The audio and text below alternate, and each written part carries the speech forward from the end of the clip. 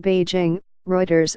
China's foreign ministry on Monday, December 18, defended trade with the United States as a win-win scenario ahead of a speech by U.S. President Donald Trump laying out a new national security strategy that makes clear that China is a competitor. Trump has praised Chinese President Xi Jinping while also demanding that Beijing increase pressure on North Korea over its nuclear program and changes in trade practices to make them more favorable to the United States.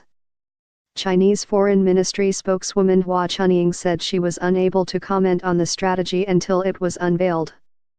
But in principle, China hopes the strategy can play a constructive role in promoting world peace and stability and promoting China's strategic mutual trust, Hua told a daily news conference.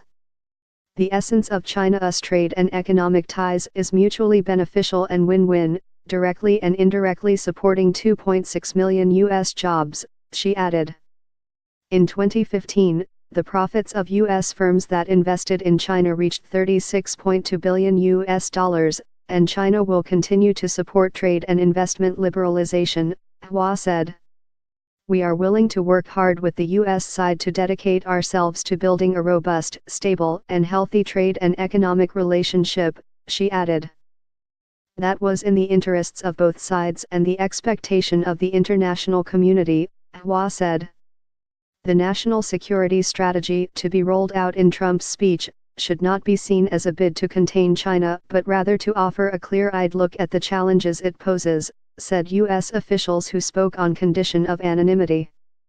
Trump made his first visit as president to China last month, where he lauded his meetings on trade and North Korea as very productive. Washington has refrained from pushing harder on trade because it needs China's cooperation on North Korea, though Xi, at least in public when Trump was in Beijing, went no further than reiterating China's determination to achieve denuclearization through talks. China and the United States have also repeatedly clashed over trade issues, including state support for Chinese firms and intellectual property rights violations in China. On Friday, China's finance ministry said it would cut export taxes on some steel products and ditch those for sales abroad of steel wire, rod, and bars from January 1, stirring concern in the United States and Europe that the world's top steel producer may be looking to sell its excess product abroad. It follows a ministerial-level G20 meeting in Berlin last month where China and the United States remained at odds over how to tackle excess steel capacity.